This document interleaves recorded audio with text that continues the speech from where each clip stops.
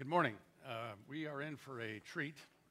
Please welcome George Dyson as our next guest. In our industry, it's very romantic for some of our leaders to drop out of college and start companies like Apple and Microsoft. George dropped out of high school, left the East Coast, went out west, went to Columbia, ran out of money, and decided to get to Alaska, so he builds a kayak. Gets to Alaska. He and his father become famous characters. A writer in Canada writes a book about he and his father called The Spaceship and the Canoe. And then a Japanese filmmaker has George be famous by the time he's about 25. So he has a great life story that he's going to share with us today. George, tell us a little bit about how do you go from that early beginning to becoming a prominent writer about the history of the computer. Yeah, well, he left out the part about living in the treehouse, which I think was really more essential. That for some reason I built a treehouse at 95 feet up in a Douglas fir tree and lived there for 3 years, and then that became this book. And so it's a very dangerous thing. If you're 25 years old and somebody publishes your biography, what do you do with the rest of your life? It was okay for my dad, who was already middle-aged and sort of established career, so he could just go on being a physicist. But I didn't want to spend the rest of my life being that guy in the treehouse. That's not a problem most of us have had. So in a way, and it irritated me that this Kenneth Brower, the brilliant writer of this book, who now I have tremendous respect for because I've become a writer myself, but it irritated me that he was telling my stories. And so in a way I wanted to tell my own stories. So that did push me into writing. And then I was cast in this book, which made a lot of sense. It was nature versus technology. My dad was the guy building nuclear-powered rockets, and I was the guy building kayaks. In reality, the world is much more complex. That I see technology as being part of life, and my father, of course, sees life as being part of technology. And so, it's a way I decided to write about the history of science to sort of rebel against my own image as being this rebel against the academic system. So in a way, it's sort of revenge for having no respect for academic authority to become an academic authority oneself.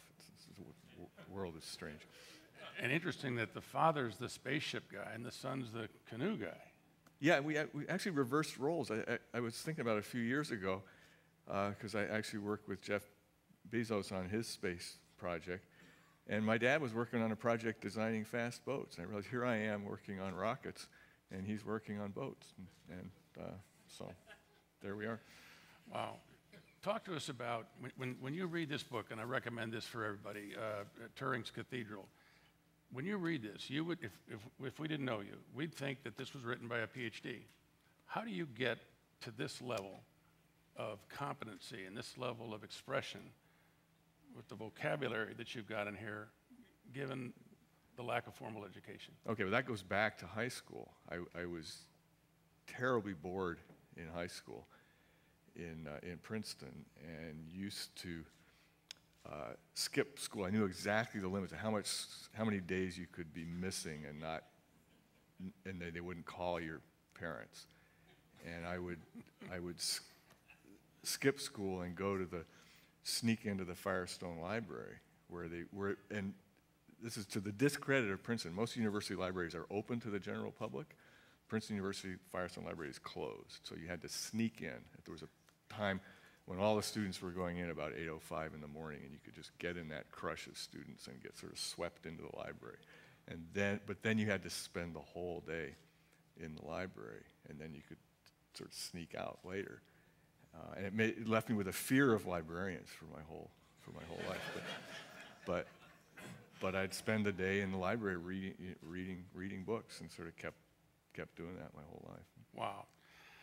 You have an almost spiritual way of describing the history of the computer. You talked about the Old Testament phase and the New Testament phase and the bridge.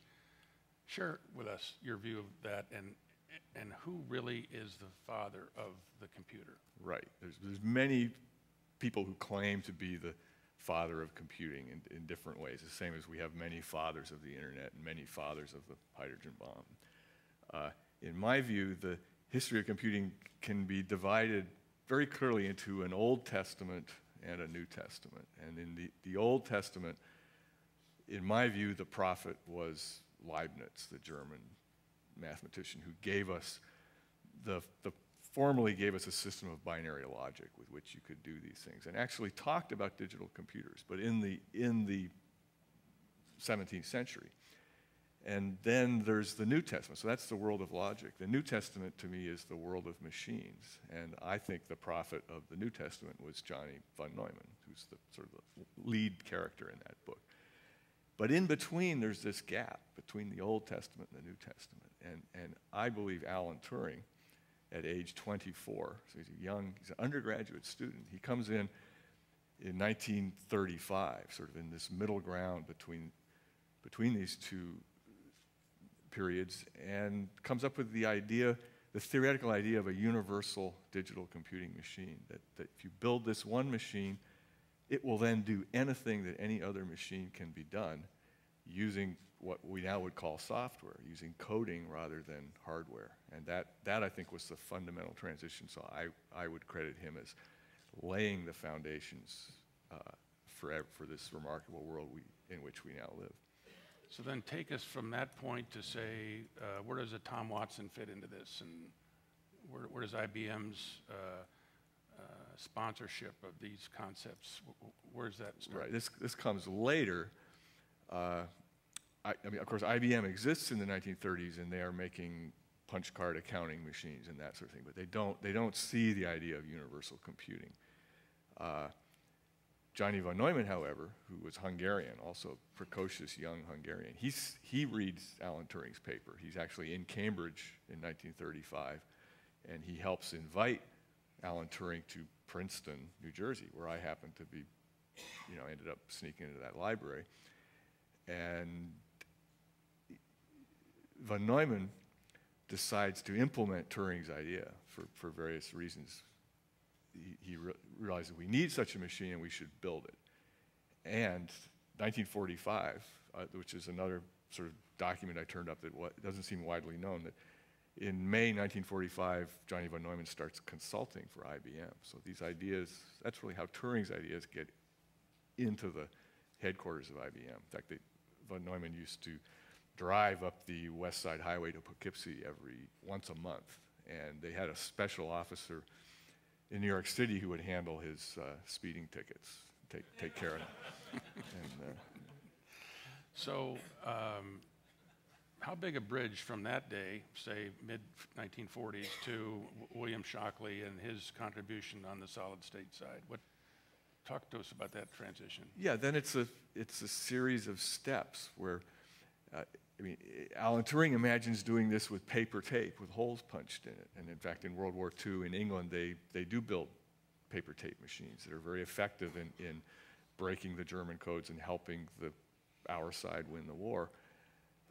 Von Neumann, however, wants to do this so really the problem is not the computer. The computer is the easy part. The hard part is the memory. How do you build a fast, large memory? And now, of course, we live in this space where when I last checked the numbers, our memory space was expanding by 5 trillion bits per second. Every second we're sitting here, there's 5 trillion more bits of high-speed addressable storage. But how to do that in the beginning was really not an easy problem to solve. So you could do it with paper tape and relays, but the fastest you could get was the speed of sound. Von Neumann wanted to do it at the speed of light. And that was, I think, the important fundamental transition. Once you start being able to store and recall strings of numbers at the speed of light, the whole game changes. What's the technology that enabled that? I mean, that's a huge difference. Yeah, that's a huge and tedious part of this book that was described in the New York Times this morning as, it's on the summer reading list, but as a slog, if you want a slog for the whole summer. This is a slog. Because it was a big fundamental problem. And they did it using spots of electric charge on the face of cathode ray tubes. A very strange idea, but it worked. And because again, the problem is not so much the memory storage, but the switching. You need a very fast switch, and the sort of stroke of genius was the idea of using an electron beam as the switch. And so suddenly the switching is at the speed of light also. And then of course, your friend came in with the transistor, and then you could get rid of the vacuum tubes. And we've just moved on from there to integrated circuits and everything else. Yeah, when I met Shockley in the mid-'70s, he wasn't a guy that gave a lot of credit to the ground that was plowed in front of him. But the transistor really was a fundamental. Many of these things were incremental, but that was a leap. That was a big leap. The day they built that, we've all seen the pictures of it. That really was a key transition. When you think back on that, I mean, that truly was a revolution, and that started a whole sequence of what I maybe call the modern periods of technology advance. Did you think that the silicon wafer would have the lifetime and be the substrate that it is today, given what it started out as being? No, I think no one imagined that. I mean, you can make a claim in a way that Dick Feynman, who Mark called out in the opening remarks as one of the great integrators who brought us to this world. There's a early paper of Dick Feynman's where he pretty much envisions that. He says if you can start making these things smaller, then you can use the small machines themselves to make smaller and smaller machines. But the fact that would become an industry where we build. In fact, the number of transistors produced now is 2 trillion per second. 2 trillion transistors a second. So unprecedented sort of escalation of, and those are the economies that like Amory would like to bring into on the energy side, and then we'd live in a different world, but we haven't got there yet. In the life you lead now, do you ever walk into a fab? Do you go into an Intel fab and just take a look at the current nano level of everything? Right. There's like nobody there. The machines are making the machines. And that again was one of von Neumann's visions, was this vision of self-replicating machines. But the fact that we live in that world, and in a way, what most of us are doing is trying to fill up that address space, trying to find things for those bits to do. So it's a remarkable change in if it's 60 years. So, as you look out to the future, you mentioned the other day that maybe we return to the magic of the analog side of the equation. Do you still feel that is the case? Yes, I believe that the next big revolution that we're in right now, but we don't see it, we won't put a label on it, is that we are actually returning to analog computing, which was sort of thrown out that what we needed, these very fast computations in World War II, were much better done digitally. But analog computing has powers that in many ways can go beyond digital computing. And when you look at these very successful operations like Google and Facebook, despite their immediate problems, are effectively large analog computers where the complexity of the computation being done is not so much in the code itself, but in the topology and the architecture of the connections. That's just a different way of doing computing. You can do it with digital machines, but it's really where the growth is right now. The sort of digital stuff is now a commodity on which these analog structures, we'd sort of label it Web 2.0, but I would say why not just call it analog computing, which it is. So will that be the way Moore's Law continues for the next 10 years? All we know about Moore's Law is all the people who said it was going to come to an end were proved wrong. So I think Moore's Law will keep going, and every time we get to that limit, we seem to transcend it. And I think in a way it goes back to this original architecture that essentially Alan Turing gave us a one-dimensional memory, and von Neumann made it two-dimensional, gave us this address matrix where you put in 10 bits a 10-bit address and you get back a 40-bit string. So you actually put in 10 bits and a 10-bit instruction. So it's like 1 + 1 = 4.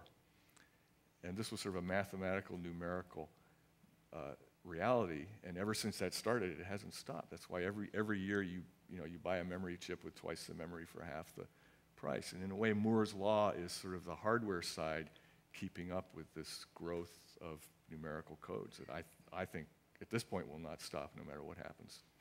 Do you envision a future where we do something really unique, like we get away from two-dimensional silicon wafer interlayer dielectric structure systems to, say, a molecule? Yes, I think that's clearly on the path. I mean, there's people actually doing that right now. I mean, three-dimensional memory structures, which again changes the game as completely as the silicon wafer changed from the discrete transistor. Becomes a biology game, maybe. Exactly. And what's interesting was that this all happened sort of 1953, which is the key year in this whole story, when they get this machine running and they're working on these hydrogen bomb codes. At the same time, Crick and Watson and Rosalind Franklin are determining the structure of DNA and finding out that life itself goes through this digital transitional phase. In a way, if you look at life, life is analog, but goes through every generation, becomes digital in order to do error correction. It's much easier to do error correction in digital. So we become digital once a generation to sort of correct the errors, and then we go back to analog. And in a way, the world is now going the other way, where there's this whole digital world out there, and us analog people, we are doing the error correction for the codes. And so these two sort of things converged starting 50 years ago. In addition to the interest that you have as an author, do the industry leaders invite you to consult with them? No, but and here's where I'll make a pitch. I think these companies who have, 5,000 software engineers should occasionally they should have historians and biologists. History is an extremely valuable function because historians will look back and can tell you, oh, well, somebody worked on this 40 years ago. Maybe we should reread their work. Yeah, curious in an industry with so much pressure to constantly advance, and constantly innovate, constantly learn, break down technical barriers, human barriers, production barriers, why they wouldn't be more curious about you? Well, maybe they are. I mean, I don't know. I heard an interesting. Well, I should be careful, but at one time I was invited by someone who was doing a project for Google to consult, and the message came from high up that no, George already knows too much about what we're doing, and so that it turned out this came from my daughter, who was very impressed. Were you ever tempted to start your own enterprise in some portion of this fascinating technology? No. I like being a sort of completely outside observer. I think that's my role. I felt like I took that path in the road, when I decided to drop out of high school or whatever. And you can't really go back. I'm the outsider who looks at this from a different perspective. And I think it's too late to change that. Fresh eyes and ears, never too late. A question that a lot of us get asked that are in the industry is, what is it about the semiconductor technology and computers generally and software specifically that has this incredible ability to reduce the price of what is manufactured, to increase the speed with which it occurs, and to essentially be on a pathway to connect every human being on the planet? Why doesn't that human achievement model show up in more industries? Well, it's transforming the industries that it has contact with. Like those little robots that were that we gave away the last one of, I mean, they essentially are a embodied code. I mean, there's a string of code that defines how that machine is made in China, and there's every industry has been transformed by this code. I think, and what I was trying to tell in this story is, I mean, the important thing is that these innovations really came from mathematicians. Like Alan Turing was the most oddball of his group. When he published that paper, he writes to his mother, he's just heartbroken. There are only 2 requests for copies of his paper. Nobody paid any attention to some crazy mathematician.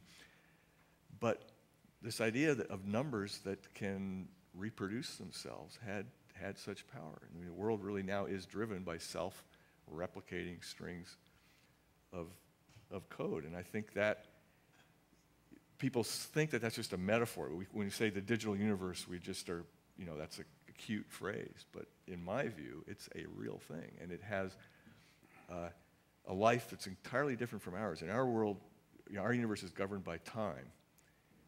And it's a very strict rules of what time is and what time isn't. In the digital universe, time is something completely different. In fact, Julian Bigelow, who's the other hero here, the engineer, he said, no time is there. It's sequence is there, but not time. So if you build these machines that can keep going, in our world, they're going faster and faster and faster. In their world, it's just one step after another. And if you were in that digital world looking at, you would say, why is our world slowing down? Why are people just slowing down like the end of an old 78 record? It's just, it's a totally different world, and from our point of view, it's moving faster and faster, and we're having a very hard time keeping up. I mean, it's like, who would have imagined that you could, you'd get 10 billion bytes of free email storage, and all the YouTube videos you can put up for free. That all this it's like kittens at the pound. Take them. Here's all this space you could ever use. That digital world is growing so fast. We're just trying to invent things that use more of it and keep up, and make the apply it to things like manufacturing, so that we make stuff cheaper and faster. Did you ever look at the power side, say the battery component to the current devices? Yes, I think we heard that someone's talk yesterday that's the big limit. That's the problem, is the batteries. And you have a vision for that? I don't have a vision, but if you look at life, you look at biology, energy is dealt with in a very different way. I mean, that there are, of course, we have photosynthesis, which is the greatest example, and there's no reason that as the power levels of these machines goes down, they can become directly photosynthetic, and that probably, I think we all know we're heading towards a solar-powered future, because that's where the power is. But it's sort of how directly a path we go there. I was amazed at hearing Amory. I remember his first book, Soft Energy Paths. That was, I mean, how many presidential administrations ago was that? I mean, yeah, so I was going to say 1975. So we've been, smart people have been trying to steer us to that path for a long time. And as the power requirements of the devices go down, it becomes more and more realistic. And look at what the Dragon capsule, the first thing it did was unfold its solar power arrays. So in space, you can't plug into the wall, so you plug into the sun. Why don't we do it more here on Earth? Opportunity here.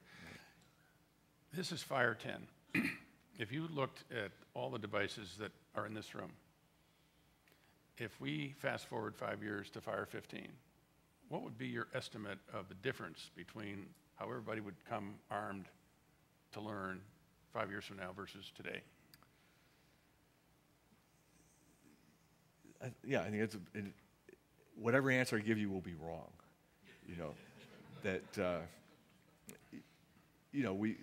The iPad was not a surprise. That's sort of been coming for a long time. But then you look around at half the people with iPads, what are they doing with their iPad? They have attached a keyboard to it. and made it back into a laptop. So it's not clear which way it's going to go. I mean, I think there is this form factor. What I want is the iPad with a cover. On one side, the cover is a keyboard, and on the other side, it's a solar panel, and you can leave it on the dashboard of your car and come back and it's charged. I mean, I think we're obviously heading that way. What operating system it runs and whose company, sells the apps is, if you ask me to bet, I still put my money on Apple. But I think there's going to be some competition. But the hard disk will be gone. Okay, I don't know how many hard disks are in the room right now, but I bet in 5 years, I think you'll have to really find some relic out there who's still got a spinning magnetic hard disk. The transistors are too cheap. George, we've got time for a question or two. Does anybody want to step forward? Here we go. If you'd introduce yourself. And Hey, Murray Lovins. Power-starved electronics has gone so far that Fraunhofer has a cell phone powered just by the energy in your voice when you talk into it. Sensors are becoming microscopic and ubiquitous. Everything's getting wireless. How would you converge those trends? What does that world look like? Well, in my view, but it still sort of upsets people that pretty clearly this is all eventually going to be integrated. It'll be the glasses that Google's making that you wear, or something implanted, and that just the device will sort of disappear, and we will have that capability of in a way being telepathic with the people we want to be telepathic with. What's interesting is that we grew up living in small groups. I mean, we grew up as a species living in small groups in trees or in caves or whatever model you want to take, where you had very intense communication with 12 or 20 people. And you give people all this power in the world to connect with everybody in the world. What do? They have 12 people on their speed dial, and that's who they talk to. So we, in many ways, are reverting back to sort of our youth as a species, and I think the other thing to remember is that language evolved also from gestures, and we may go back there quite a bit. When you look at kids texting, in a way it's back to it's a form of sign language where it's a non-audio language. So we are out of time. Sorry, I can't handle the last two questions. George, thank you for sharing your life and the history of the computer. It's our pleasure to be with you. Thank you. Thank you.